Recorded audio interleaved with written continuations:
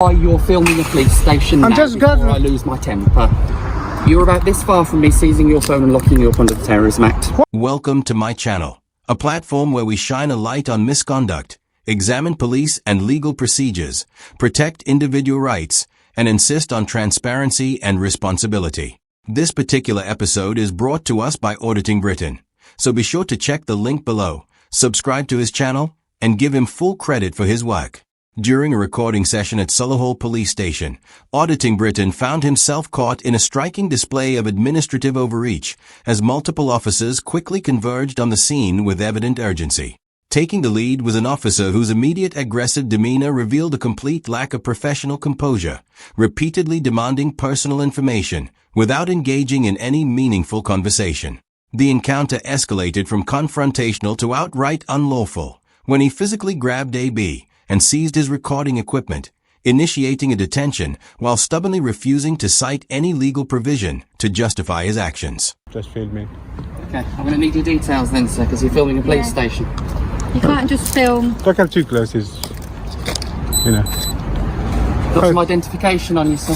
You want my ID? Yes, please. Seriously? Yes, please, sir. You're filming a police station. Okay. Potentially an act of hostile terrorism. No. Well, you just ask me. Just ask me. I have just asked you. What's your ID? Where's But you your don't ID? give me a chance to answer. Oh, hostile straight away. Why? Why are you filming a police station? Oh, I just don't answer you. I'll tell you. Answer me then. All right, but calm down. Sir, Goodness me. tell me why you're filming a police station now before I lose my temper.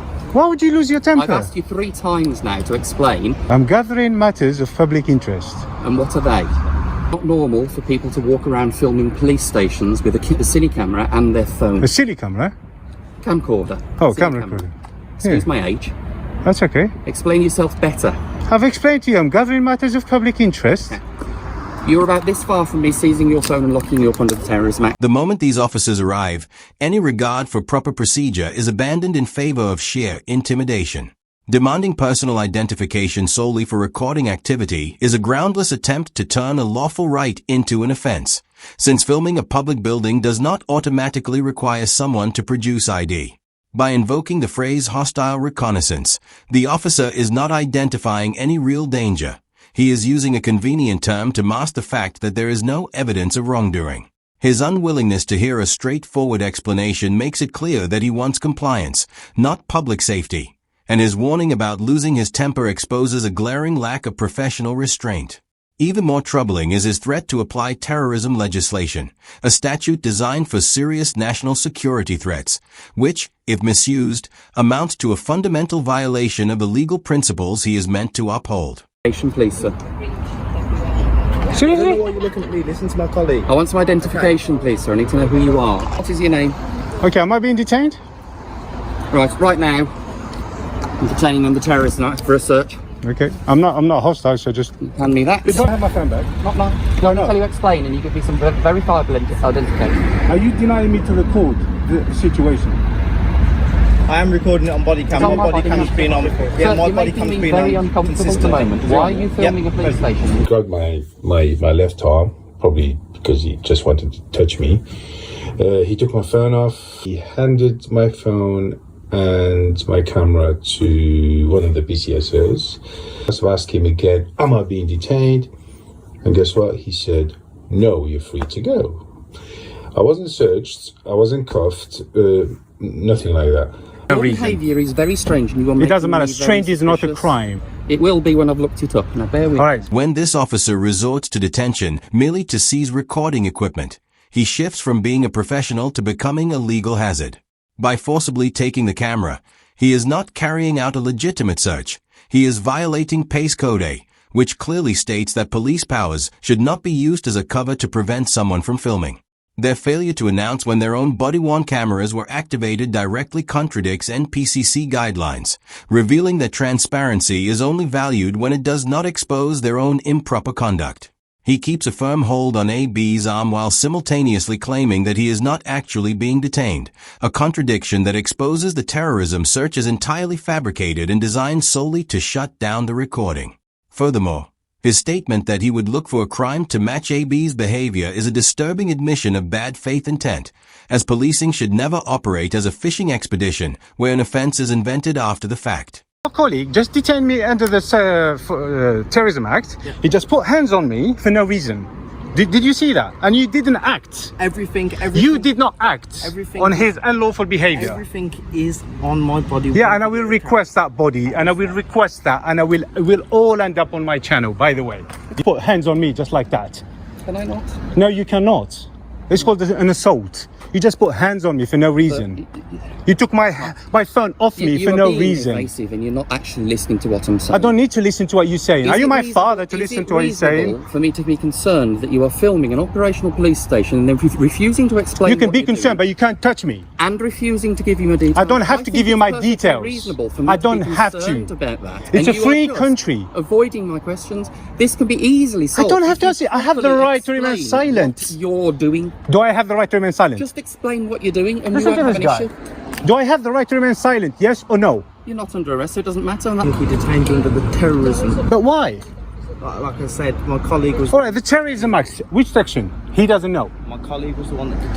Hey, which section did you? The officer's sarcastic retort of "Can I not?" when challenged over his physical conduct is a glaring display of arrogance, treating legal boundaries as optional rather than obligatory. By branding AB as intrusive simply for holding his position, the officer attempts to reverse the narrative and conceal his own inability to remain composed under minimal pressure. His assertion that the right to silence only applies during an arrest is completely false and amounts to a serious distortion of common law principles. In truth, no one is ever compelled to engage in conversation or answer questions during a voluntary encounter with police. Every remark from this officer reveals that his priority is winning a petty dispute rather than maintaining the professional standards his position demands. Can I ask you which section did you detain me under? Just tell me your name. Can I ask you which section did you detain me under? Sir, you're not making any sense. I have such a thing as hostile. Don't come close to me. This is not hostile. The only hostile person is you. You came out with hostility. It was unbelievable. You should be no. This should be, hi sir, how are you? How can I help you? Instead, you give me all this. Don't come close to me. Don't come close to me. Don't come close to me. You're off police premises, please. What, are they your premises now? They are police premises. Off. Onto the public road. Are they your premises? This is public property, man. Walk in. This is open for public. You can walk into the front office. You cannot walk up to that gate. I didn't go behind the gate. Go into the front office. I go what I like. He detained you under. Under what? He doesn't know. He doesn't know. I heard that, and you were asking what section that you were detained. Yeah, I've asked him many times. He still didn't tell me what. Why did he detain me? Okay. He detained me under which section? Which section did he detain me under, man? He still doesn't know. So I would like to know who you are. Yeah. As you are recording a police premises. What is your name? You're not entitled for that information. Okay. But I'm asking you for that information. Lawfully, I don't have to give it to you. The officer's frantic search through his phone to uncover a legal justification made it clear that he had already restricted the citizen's liberty before even attempting to find a valid reason. Under Section 2 of PACE, an officer must clearly state the grounds and the specific legal authority for a search before it takes place. Once his terrorism claim fell apart, he shifted to an unfounded demand for AB to leave the police premises, conveniently ignoring that a public-facing station front is not a restricted area where he can arbitrarily withdraw access simply to conceal his own errors. The arrival of the sergeant only compounded the failure, as she immediately reinforced the same improper requests for personal details.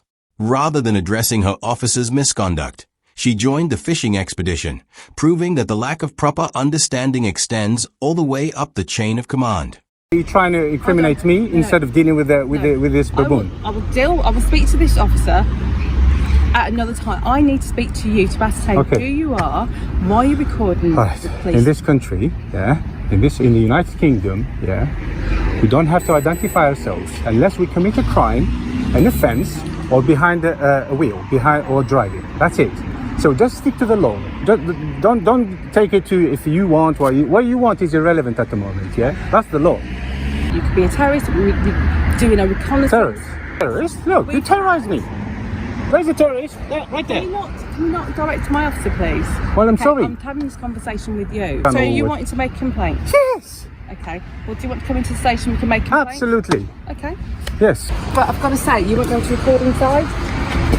If it's publicly accessible, I can. I promise you, I can. If You obviously know quite a lot of the law, not more than I do. If it's publicly accessible, I can record. Okay. but if I take you into a room to take the details in regards to the... I can record my interaction, believe me. But, okay, we'll both record. I can keep a record. It's all about keeping record. The sergeant's arrival should have been the moment when professional standards were restored, but instead she became a willing participant in the misconduct. By failing to address her officer's physical aggression and the absence of any legal basis for his actions, she neglected her supervisory responsibilities under the police code of ethics. Her effort to portray AB as the issue, while simultaneously requiring a civilian to explain the basic boundaries of her own authority, reflects poorly on the training at that station. The situation reaches an absurd peak when the sergeant tries to prevent AB from recording his complaint, wrongly claiming that the police station is off-limits to cameras, a clear misrepresentation of NPCC national guidance, which confirms that there is no general ban on filming in publicly accessible areas of a station. Perhaps most troubling is her honest admission that AB understands the law better than she does, and for a senior officer to concede legal knowledge to a member of the public while still attempting to direct his actions is a complete abandonment of professional authority. Ultimately, this encounter did not end with a crime being resolved, but with a citizen forced to enter a station to report those meant to protect it. That wraps up today's episode. If you enjoyed it, please like, comment, and subscribe. And be sure to check out Auditing Britain's channel linked in the description to show your support. Thanks for watching. This was my channel, and I'll see you in the next one.